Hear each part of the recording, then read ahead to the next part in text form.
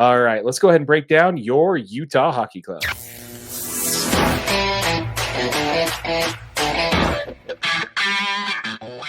All right, man. So let's go ahead and talk a little bit about your Utah Hockey Club. What do you want? Where do you want to start with this? Do you I want mean, to start with the puppy? Do you yeah, want let's to end start with the puppy. Okay. Yeah. So let's start with the good news. Let's talk about the puppy. So as you so let's start with the puppy there. The Utah Hockey Club has adopted a 13-week-old black lab. The pup's name is Archie. He is now the team's official dog. The team has partnered with America's Vet Dog, a nonprofit that provides service dogs to veterans and first responders. What do you think about Archie? Dude, Archie is one of the cutest puppies I've ever seen in my whole life. I mean, I'm all for the labs. Yeah, he's adorable. Yeah. Yeah. What's your take on this whole puppy thing? Do you think it's a nice little cause there? Yeah, it's super cool. I mean, the fact is they pretty much take him on for like X amount of weeks. They work on all of his basic commands and they donate him to a veteran that pretty much gets the puppy free of cost. So it really cool that they're doing it. He's the team mascot. They're going to have him like out in the arena for one of the upcoming home games so you can meet the puppy and everything. So yeah, it's gonna be overstimulation like crazy though for that poor puppy. Yeah. Hopefully yeah. it's He's gonna be going nuts. Yeah, it's gonna be crazy. It's gonna be great though. I love it. Yeah. I love these kind of causes there because it kind of, really, means it, it kind of gives something back. I really like it. Absolutely. I like it. So, yeah, that's great. But yeah, all right. So let's go ahead and pivot on over to a little bit more about the Utah Hockey Club. And well, it was brought up in the comments here, and we're going to put the comment on the screen right here. So for in post, not in pre. Yeah, in post. So whoever's editing this video, it's probably going to be me. You're gonna have to find that comment and put it up there. But we had a comment there on our last episode there where it talks about Utah Hockey Club has a bit of a goalie problem. Everybody was talking on, including us, that Connor Ingram was a great goalie, and I still stand by that. But when it comes to the goalie problem, there seems to be an issue there. Yeah, no, he has really struggled. Currently Connor Ingram's got an .879 save percentage, which I mean is technically a little bit below his career average. His career average is actually .903. So he's statistically really struggled. He's got 39 goals against.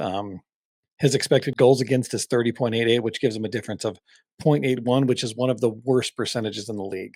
Wow. So, I mean, their backup goalie, Karel Vejmelka, he's got an .899 save percentage currently, which is right at his career save percentage. He's usually around .898. But Vejmelka he's only got 10 goals against him with an expected goals against of 10.27. So he's technically a positive goalie right now for goals on versus goals against. Yeah. So, okay. He's actually played a little bit better. Obviously, Ingram's fielded a lot more shots. Right. He's played in 12 games versus Vejmelka's 4 games.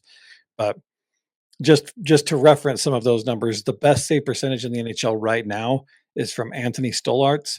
Stolarz, yeah, he's got a .925 save percentage, and he's got 23 goals against with a net of 6.1 saves above expected. So, okay, to break that down, out of 10 shots on the goal, he's saving 9.25 of them. Correct. Yeah. Which is insane. Exactly. Jeez. Margin of error there is not huge. Not huge. Yeah. And then and he's a net 6.1 versus saves expected, right? So shots that were open or, like pretty much a defender coming straight at him, like, oh, this is an expected goal. Right. He saves those too. I mean, he's plus 6.1 on saves expected. So that's obviously the best goalie in the league currently statistically. So yeah, I don't know. When I'm looking at this, I feel like some of the issue. Yes, we have a goalie issue, right? Connor Ingram has struggled. He's again a little bit below his career average, but the fact is Utah is also really struggling to give him any offensive support. Yeah, on the blue line there, we're having a bit of an issue though too. Yeah, like there's other issues like beyond just the goalie. Like the defense has been hammered, so that's going to also play into it. Doesn't help. I mean, they've been battling injuries all year. Yeah, I would say well before you get into that, there when it comes to the team, they're ranked 25th in the league when it comes to goal average per game. Yeah, GAG, right? Just for those of you who don't know, there are 32 teams in the league. So when you're 25th, that's not great. You're not in the top half of anything. You're not doing well there. Yeah. So Utah has allowed 422 shots on goal so far with 55 goals total scored. That is a save percentage of 883, which is good for 27th in the league.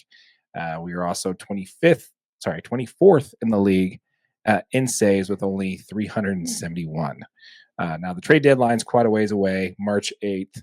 Um, but I don't know if there's a need for this team to make the trade right now, but there's definitely some opportunities there to make some changes in the pipes between the pipes there. Is that something you're looking for, or which direction are you going on that? Do you think they need to make a change there, or do you think I don't know if they will make a change because Connor Ingram has been really solid, and yeah, he's a little bit below his career average. But when your defense, like I mean, like we just said, when your defense is struggling as much as they have, you can't put it all on a goalie when he's fielding 40 and 50 shots a game to have the highest save percentage in the league. Um, I didn't write this down, but I noticed it when I was pulling my statistics. But Vejmelka has like one of the fewer attempts against him in the league as well. ooh, So he has some great defensemen that are helping absorb some of those shots. So he's not taking as many. And it really helps when you have a great blue line to help make sure there's not as many shots at you in the game to help your percentage go up. no, that makes sense. That makes sense. So Yeah, I mean, I was looking at the option, and there's a few players out there that they could potentially trade for. John Gibson from the Anaheim Ducks is most likely to be traded, according to the New York Times. He's coming off his appendix out, so he's only been back out for one game since. His career goals per game average is 2.89. That's coming off of a bad season. He's coming off a bad season last year where it was 3.54, which would be worse than what our current goal per average is. But his career average is definitely lower than that. You also have Kapu Konkonen with the San Jose Sharks. He's a free agent after this season. He has a 3.34 goal average there, so that one's going to be a no for me. He's likely to be traded, but that's not a net positive. That's more of a lateral move there. yeah, And then, but the one I want to see there, if they do make a change on that, is I would have to say I'd probably wanted them to go after Marc-Andre Fleury, he's my pick there for that.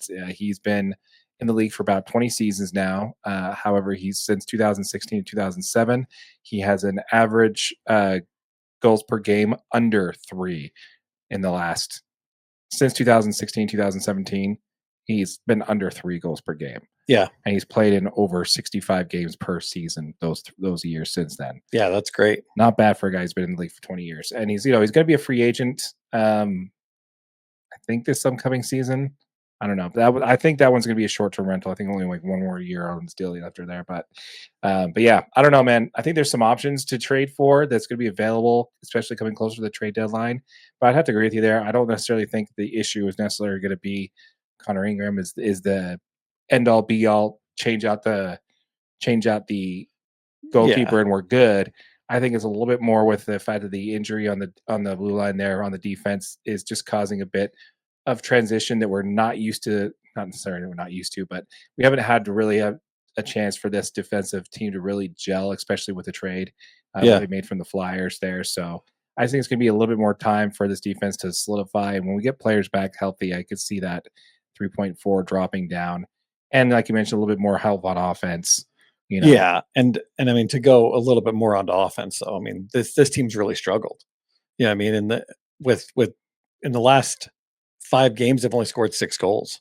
that's just With two tough. of those games being shutouts. Yeah, So yeah, I mean they got shut out against Winnipeg and Nashville. So they've just got to find a way to score. I mean, some of these goals they would really help our guy. And then, I mean, it's a lot easier to be relaxed in the net when you know you've got a 2 score lead hmm versus, hey, we haven't scored yet. And, you've taken 15, 16, shots at net. You're like, whoa, geez. So, we started really strong offensively. This Utah Hockey Club looked really good. I mean, they scored 11 goals in the first 3 games, and all of those games were wins. So, right. and my final note on that is that in games that we score 2 or more goals, we actually are 6-4.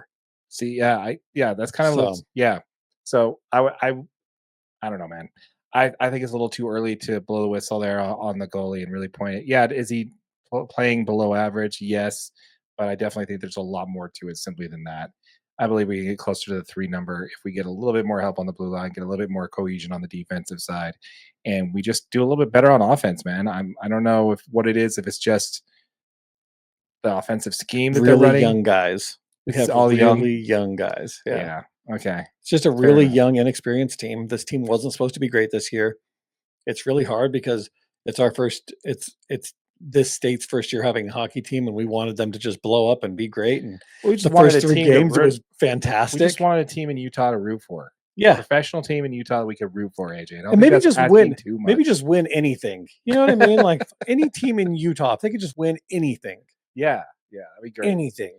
That'd be great. Yeah, I think it'd be really fun to see this Utah team make the playoffs, but again, it's not necessarily in the cards like you mentioned in our when we went to the welcoming event you mentioned there to temper expectations for this team. And I told you, don't be crazy. They're going to make the playoffs first year. So we'll see. We'll see who wins it on that one. But yeah, we'd love to hear from you folks on that one for sure. Let us know what you think in the comments down below. Are we wide on that? Do you think it's really a bigger problem than just simply the goalie? Do you agree with us that there's more to it than that? Like there's got to be issues on the blue line, and we got to score more than what'd you say, like 5 goals in the last 11 games or something crazy like that? Yeah, I mean it's crazy. We've scored 6 scores. We've scored 6 goals in the last 5 games. Oh wow, it's not going to do it. It's not going to do it, Yeah. folks. For you folks that are watching this on the main channel, DNA Sports Recap, we did launch a channel specifically for the Utah hockey team, which is called Utah Hockey DNA. You can see the logo on the screen right here. If you're watching this on our main channel, DNA Sports Recap, that channel will be linked in the description below.